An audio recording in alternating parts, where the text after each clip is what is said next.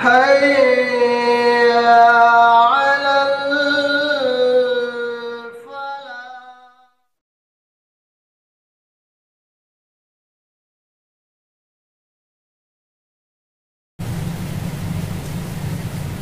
الحمد لله رب العالمين والصلاة والسلام على سيد المرسلين وعلى آله وصحبه أجمعين أما بعد أعوذ بالله من الشيطان الرجيم بسم الله الرحمن الرحيم فاستقم كما أمرت ومن تاب معك ولا تطغوا إنه بما تعملون بصير. الحمدللہ آج 24 تراویح مکمل ہو گئی جس میں 12 پارے مکمل ہو گئے الحمدللہ. تفسیر میں بھی 12واں پارہ سورہ یوسف انشاءاللہ آج شروع ہوگا. اس کے علاوہ سورہ ہود کی ایک آیت میں نے آپ لوگوں کے سامنے تلاوت کی ہے. اللہ رب العالمین نے زندگی جینے کا طریقہ کس طریقے سے قرآن کے اندر بتلایا ہے.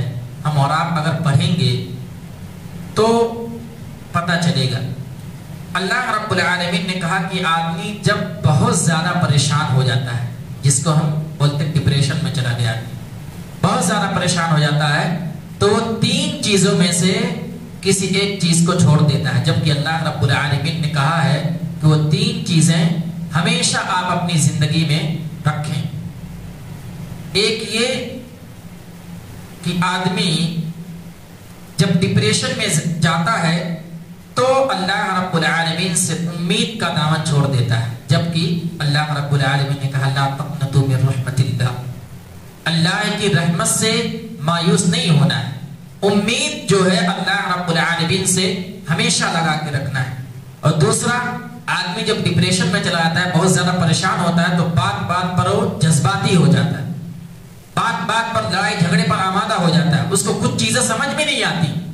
اور اسی طریقے سے تیسری چیز, بہت زیادہ جب آدمی پریشان ہو جاتا ہے, لوگ اس کو پریشان کرنے لگتے ہیں, گنڈے یا بہت سارے لوگ اس کے دشمن جو اس کے آجو باجو ہیں, منافق, اس طریقے سے بہت سارے لوگ جب اس کو پریشان کرنے لگتے ہیں تو وہ ظالم کے حوالے, اپنے آپ کو ظالم کے حوالے کر یعنی سرنڈر کر دیتا ہے.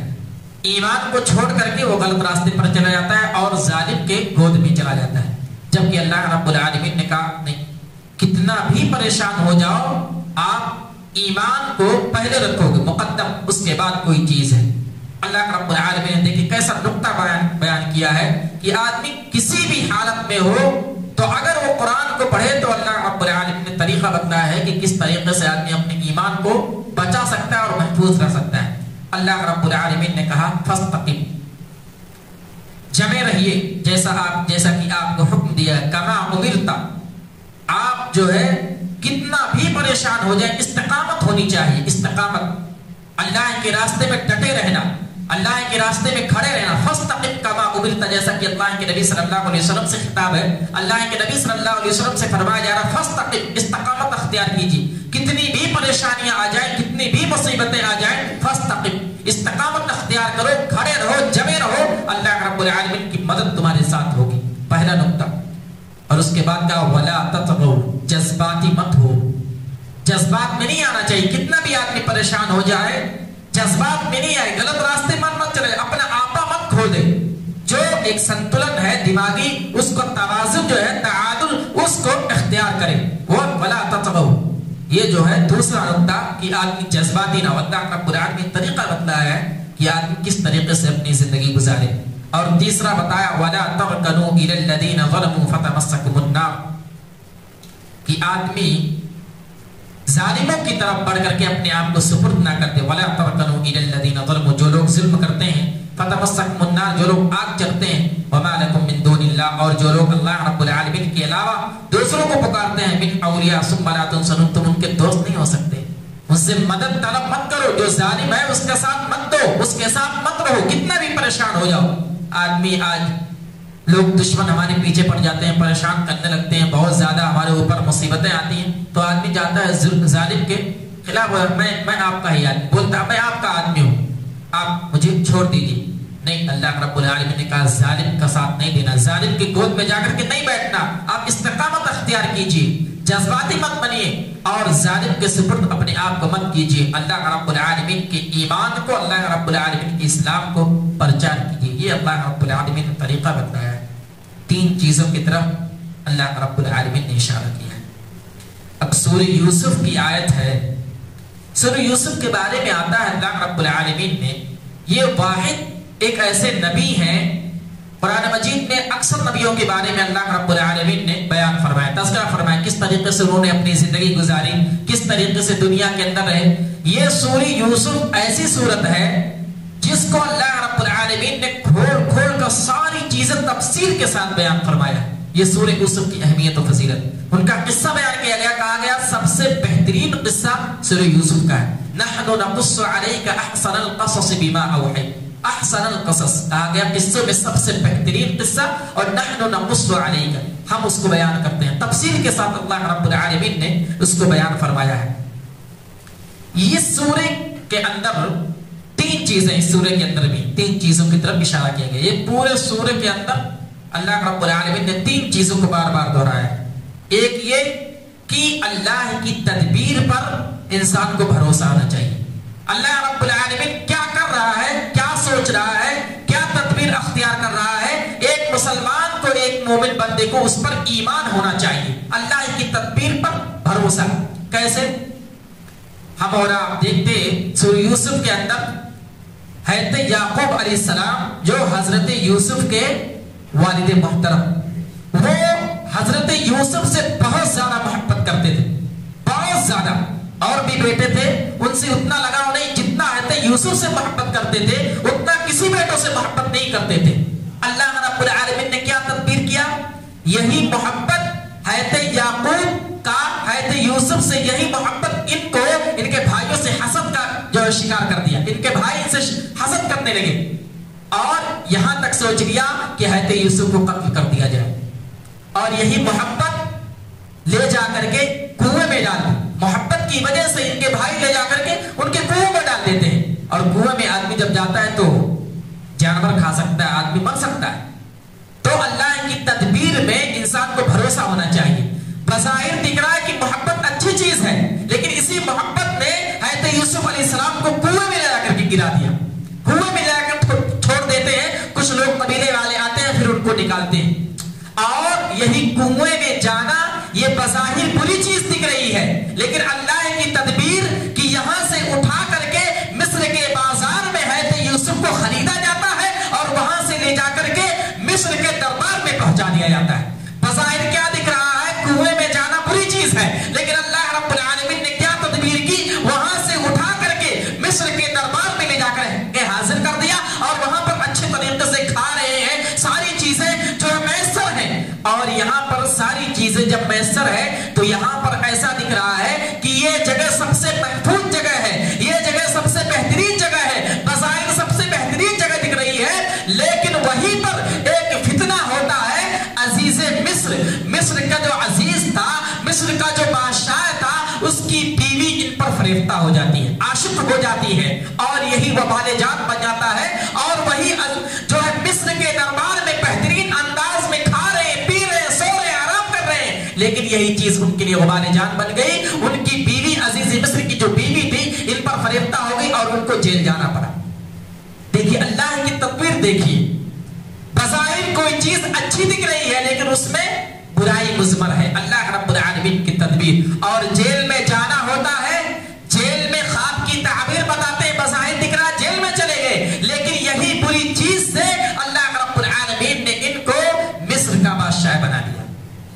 یہ اللہ کی تدبیر ہے۔ اس لیے پہلی چیز اللہ رب العالمین نے کہا کہ اللہ پر بھروسہ ہونا چاہیے، اللہ کی تدبیر پر، اللہ جو واللہ غالب علی امری، ہر ایک معاملے پر اللہ رب العالمین غالب ہے، حکمت والا ہے، اس کے تدبیر پر ایک مومن بندے کو بھروسہ ہونا چاہیے، یقین ہونا چاہیے، توکل ہونا چاہیے۔ اس سورے کے اندر ایک چیز یہ بتائی، جیسا کہ میں نے 2-3 واقعہ بیان فرمائے، اسی طریقے سے صبر کرنے کی تلقین دی گئی ہے۔ کیسے؟ جب کنویں میں حضرت یوسف علیہ السلام کے وہاں پر نہ کھانا ہے نہ پینا ہے، صبر سے کام لیا، اللہ رب العالمین پر بھروسہ اور صبر سے کام لیا۔ اسی طریقے سے جیل کے اندر ڈالا گیا، وہاں پر جتنے دن تک رہے، کوئی خطا نہیں، کوئی گناہ نہیں، بنا جرم کے، مجرم نہیں ہے، گناہگار نہیں ہے، خطا نہیں ہوئی ہے، پھر بھی جیل کے اندر کئی سالوں تک رہے، صبر سے کام لیا۔ تو ایک مسلمان کو اور ایک ایمان والے کو اس سورے کے اندر یہ اشارہ کیا گیا ہے کہ اللہ کی تدبیر پر بھروسہ کیا جائے، دوسرا صبر سے کام لیا جائے، اور تیسری چیز مایوس نہیں ہونا ہے، اللہ کی رحمت سے مایوس نہیں ہونا ہے۔ پھر وہی واقعہ، جیل کے اندر ہے لیکن ان کو بھروسہ ہے کہ اللہ رب العالمین ضرور مدد کرے گا، اور مدد آئی، مصر کے بادشاہ بن گئے، مصر کے اندر گئے ہوئے تھے، جیل کے اندر بیٹھے ہوئے ہیں، بازار میں ان کو خریدا گیا غلام کی شکل میں، لیکن اللہ رب العالمین کی رحمت سے مایوس نہیں ہوئے، اور اللہ رب العالمین نے ان کو مصر کا بادشاہ بنا دیا۔ حضرت یوسف علیہ السلام، یہ تین چیزوں کی طرف بار بار رہنمائی کی گئی ہے اس سورے کے اندر۔ سورہ کا خلاصہ یہی ہے، اس سورے کا خلاصہ یہی ہے، اللہ کی تدبیر پر بھروسہ، صبر سے کام لینا، اور تیسرا مایوس نہیں ہونا۔ جب حضرت یوسف علیہ السلام کو کنویں میں ڈال دیا گیا، پھر واقعہ ایسے ہے، کنویں میں ڈالنے کے بعد کچھ لوگ آئے لے کر کے، مصر کے بازار میں گیا، ان کو خریدا گیا، اس کے بعد دربار میں جاتے ہیں۔ دربار میں جانے کے بعد جب ان کی مصر کی بیوی جو تھی، عزیز جو بادشاہ تھا، اس کی بیوی بہت خوبصورت، کہا جاتا بہت زیادہ خوبصورت، لیکن اس سے بھی کئی زیادہ حضرت یوسف علیہ السلام خوبصورت تھے۔ اللہ رب العالمین کی خوبصورتی دیکھیے، بہت زیادہ خوبصورت تھے۔ وہ بیوی جو تھی ان کی بادشاہ کی، ان پر فریفتہ ہو گئی، عاشق ہو گئی، اور اس کا نقشہ اللہ رب العالمین نے قرآن مجید کے اندر دیکھیں کتنے بہترین انداز میں کھینچا۔ میں نقطہ بتاؤں گا، پہلے آیت پڑھ دیتا ہوں۔ اللہ رب العالمین نے کہا وَرَاوَدَتْهُ الَّتِي هُوَ فِي بَيْتِهَا عَنْ نَفْسِهِ، کہ اس نے اس کو ابھارا جو اس کے گھر میں تھا۔ ابھارا کس نے؟ عزیز مصر کی بیوی نے اس کو، یعنی حضرت یوسف علیہ السلام کو، کس کے گھر میں؟ عزیز مصر کی گھر میں۔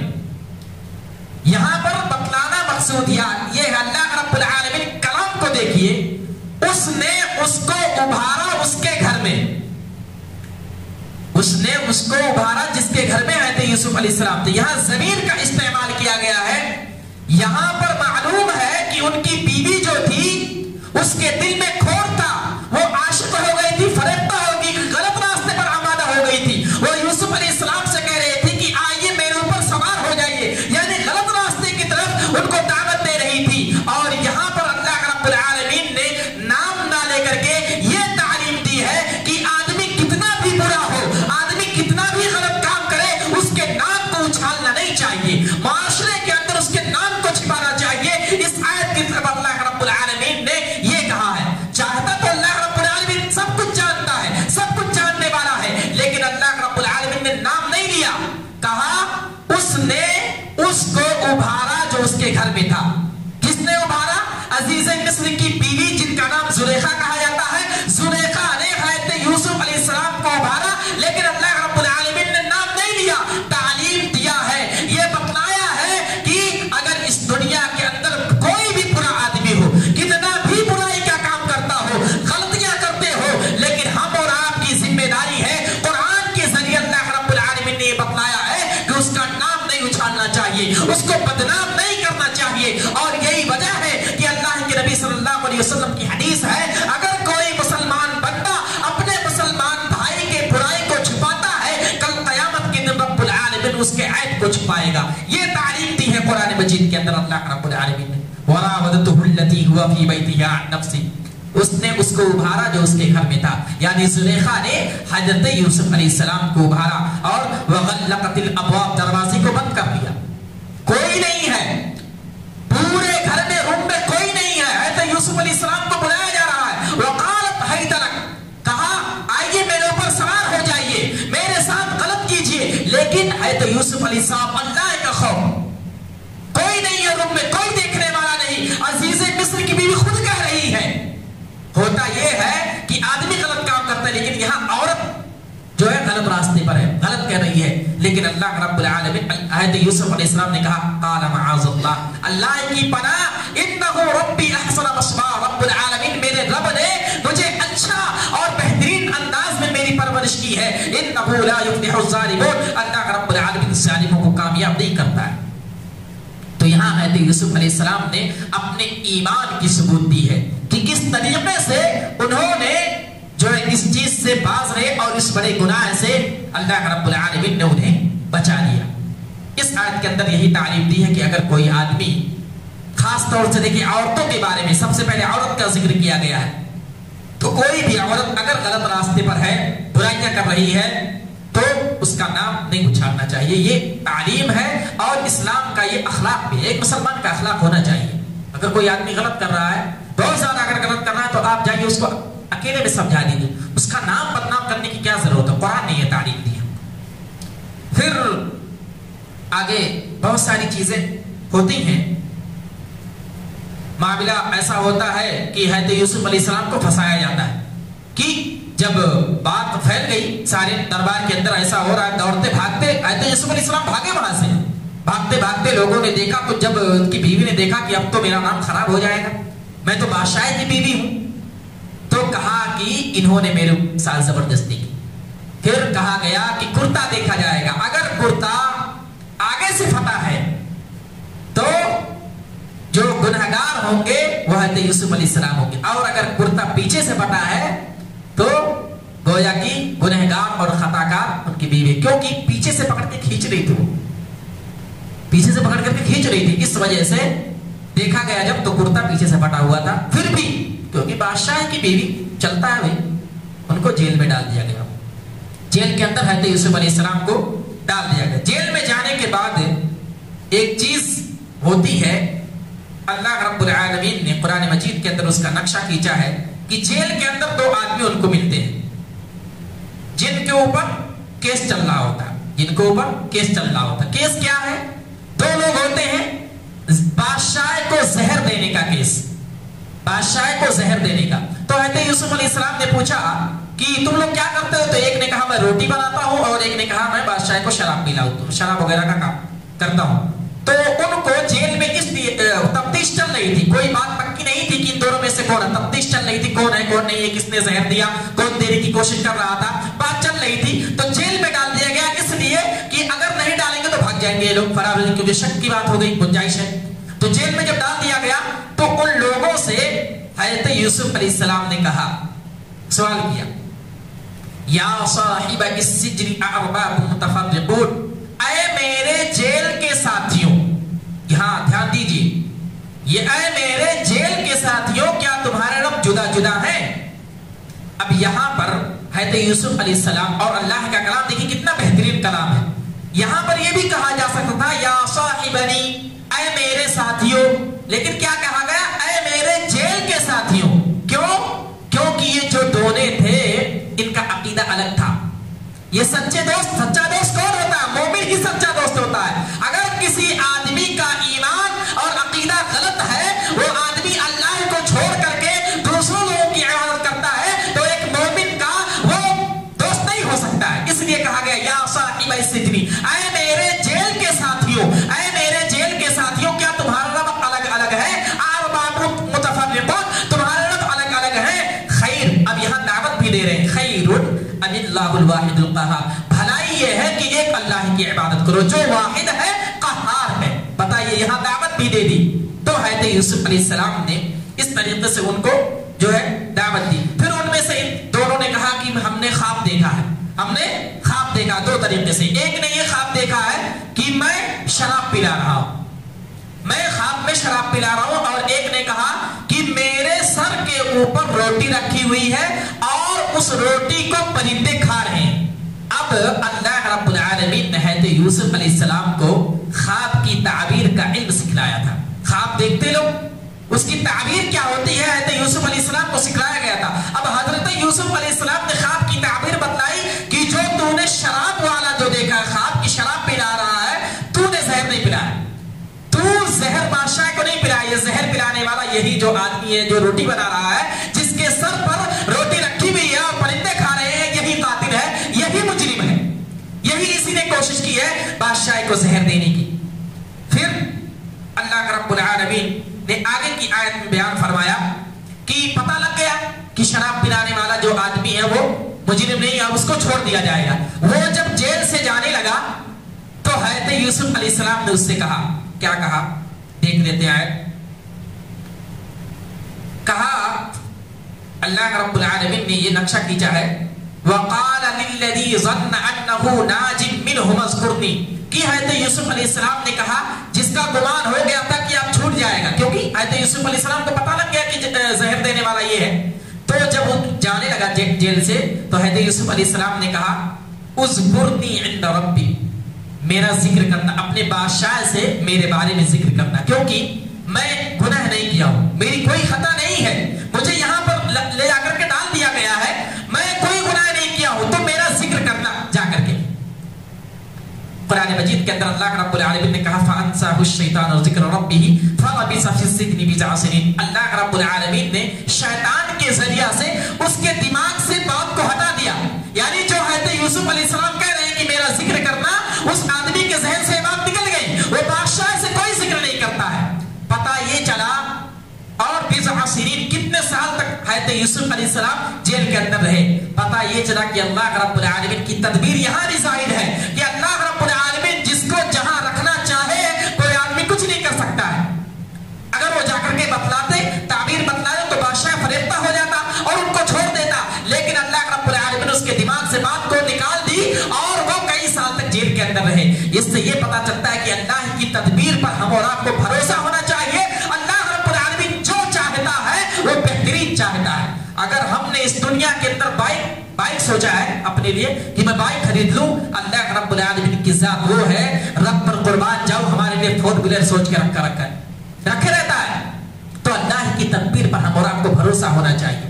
हम जितना सोचते हैं उससे कहीं ज्यादा अल्लाह रब्बुल आलमीन हम और आपको देता है, और यही वजह है कि जेल के अंदर हज़रत यूसुफ अलैहिस्सलाम रहे और उसके बाद अल्लाह रब्बुल आलमीन ने उनकी ऐसी मदद की कि वो अजीज़े मिस्र बन गए, मिस्र के बादशाह बन गए।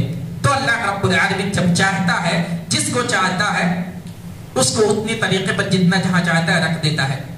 इसी तरीके से फिर बादशाह ने ख्वाब देखा, बादशाह ने ख्वाब देखा और उसको पता लग गया कि हज़रत यूसुफ अलैहिस्सलाम ताबीर बता रहे हैं, ख्वाब की ताबीर बतला रहे हैं। कहा वक़ाल अल मलिक इन्नी अरा सबअ बक़रातिन सिमान यअकुलुहुन्न सबअ इजाब, कि बादशाह ने कहा कि मैंने ख्वाब देखा है कि ख्वाब में मैं देख रहा हूं कि 7 गाय हैं, मोटी गाय, 7 मोटी गाय हैं, वसबअ इजाफुन वसबअ सुंबुलातिन, और 7 दुबली गाय हैं। जो 7 दुबली गाय हैं, जो मोटी 7 गाय हैं वो खा रही हैं, यानी दुबली गाय जो है वो मोटी गाय को खा रही है। ये ख्वाब देखा बादशाह ने, और देखा कि 7 बालियां ऐसी हैं जो हरी भरी हैं और 7 बालियां ऐसी हैं जो खुश्क हैं। हज़रत यूसुफ अलैहिस्सलाम के पास आता है, ख्वाब की ताबीर पूछता है कि इसका क्या हो सकता है, इसकी ताबीर क्या हो सकती है। हज़रत यूसुफ अलैहिस्सलाम ने कहा कि अगले आने वाले 7 जो साल हैं वो तुम्हारे लिए ऐसे साल होंगे कि गल्ले बहुत ज्यादा होंगे, 7 साल फरावानी होगी, गल्ले बहुत ज्यादा होंगे। तो ये पहले ख्वाब की ताबीर, जो मोटी गाय, ये ताबीर है कि 7 साल तक गल्ले बहुत ज्यादा होंगे, और आखिर के जो 7 जो पतली गाय है वो अगले 7 साल, उसके बाद 7 साल जो है वो कहसाली पड़ जाएगी, कहसाली हो जाएगी। इसलिए ये 7 साल जो बहुत ज्यादा गल्ले होंगे, इस गल्ले को तुम बचा करके रखना ताकि जब कहसाली पड़े तो उसमें तुम्हारा फायदा हो। और यही 7 बालियां जो सब्ज शादाब यही हैं कि बहुत ज्यादा बालियां होंगी, बहुत ज्यादा गल्ले होंगे, और आखिर में 7 साल जो होंगे उसमें कहसाली होगी। ये इस ख्वाब की ताबीर है। इब्न सीरीन का एक वाक़या है, मैं बयान करके बात को खत्म करता हूं। इब्न सीरीन का एक वाक़या, उनके पास एक आदमी आता है और वो कहता है कि मैंने ख्वाब देखा कि मैं सोया हुआ हूं और मेरे चारपाई, मेरे खाट के नीचे आग जल रही है। इस ख्वाब की क्या ताबीर हो सकती है? इब्न सीरीन कहते हैं कि तुम अपने घर में, जिस घर पे रह रहे हो, उस घर को छोड़ करके जल्दी दूसरी जगह शिफ्ट हो जाओ, क्योंकि वो घर गिरने वाला है, आग जल रहा नीचे से। وہ گھر سے نکل جاتے ہیں اور دیکھتے ہیں کہ گھر گر گیا. کچھ دنوں کے بعد دوسری جگہ پر جاتے ہیں اور دوسری جگہ پر رہنے لگتے ہیں, پھر وہی خواب دیکھتے ہیں. گھر پہ سویا ہوا آدمی اور کھاٹ کے نیچے آگ جل رہا. پھر آتا پوچھتا ہے کہ میں نے پھر وہی خواب دیکھا, اس کی کیا تعبیر ہے؟ کہتے ہیں کہ جہاں تو سویا ہوا ہے اسی کھاٹ کے نیچے خزانہ چھپا ہوا ہے, اس کو اگر کھودے گا تو خزانہ ملے گا. آدمی حیران پریشان, یہی خواب میں کچھ دن پہلے دیکھا تو تم کہہ رہے ہو گھر گرنے والا ہے, اب دیکھ رہا ہوں کہہ رہے ہو خزانہ ہے, کیا بات ہے؟ ابن سیرین کہتے ہیں کہ پہلا خواب جو تم نے دیکھا تھا وہ گرمی کے مہینے میں دیکھا تھا. پہلا خواب جو دیکھا تھا وہ گرمی کے مہینے میں آگ نکل رہا, گویا کہ وہ تمہارے لیے وبال جان ہے, اس لیے گھر گرنے والا تھا. اور اب جو خواب تم نے دیکھا ہے وہ سردی کے مہینے میں دیکھا ہے, ٹھنڈک کے مہینے میں دیکھا ہے, اور وہ آگ تمہارے لیے باعث رحمت ہے, اس لیے اس آگ کے نیچے, چارپائی کے نیچے خزانہ ہے. تو خواب کی تعبیر اس طریقے سے بتائی جاتی ہے. اللہ رب العالمین کسی کسی کو دیتا ہے. تو یہ حضرت یوسف علیہ السلام کو اللہ رب العالمین نے خواب کی تعبیر بتانے کی اور اس کا علم اللہ رب العالمین نے دے رکھا تھا. ابھی واقعہ بہت زیادہ ہے, یہ 12ویں پارے کی آخری صفحے کی جو ہے کچھ تفسیر تھی. انشاءاللہ 13ویں پارے میں بھی کچھ چیزیں حضرت یوسف علیہ السلام کے بارے میں کل کے درس میں انشاءاللہ بتائی جائیں گی. اللہ رب العالمین سے دعا ہے کہ اللہ رب العالمین تمہیں ہر حالت میں تجھ پر اعتماد کرنے, تجھ پر بھروسہ کرنے کی توفیق عطا فرما. اللہ رب العالمین تو ہمیں صبر کرنے کی توفیق عطا فرما. اللہ رب العالمین تو ہمیں ہمیشہ تجھ سے امید لگانے کی توفیق عطا فرما. اللہ رب العالمین رمضان المبارک کے مہینے میں ہم روزے کا اہتمام کرتے ہیں, قیام اللیل کا اہتمام کرتے ہیں, اور اسی طریقے سے بہت ساری چیزوں کا اہتمام کرتے ہیں, ذکر و اذکار کرتے ہیں. اللہ رب العالمین تو ہمارے عبادات کو قبول فرما. اللہ رب العالمین جب تک اس دنیا کے اندر ایمان و اسلام کی حالت میں جب ہمارا خاتمہ ہو تو ایمان کی حالت میں ہو, اللہ رب العالمین تو ہمیں کہنے سننے سے عمل کرنے کی توفیق عطا فرمائے. آمین. وآخر دعوانا الحمدللہ رب العالمین. السلام علیکم ورحمۃ اللہ وبرکاتہ.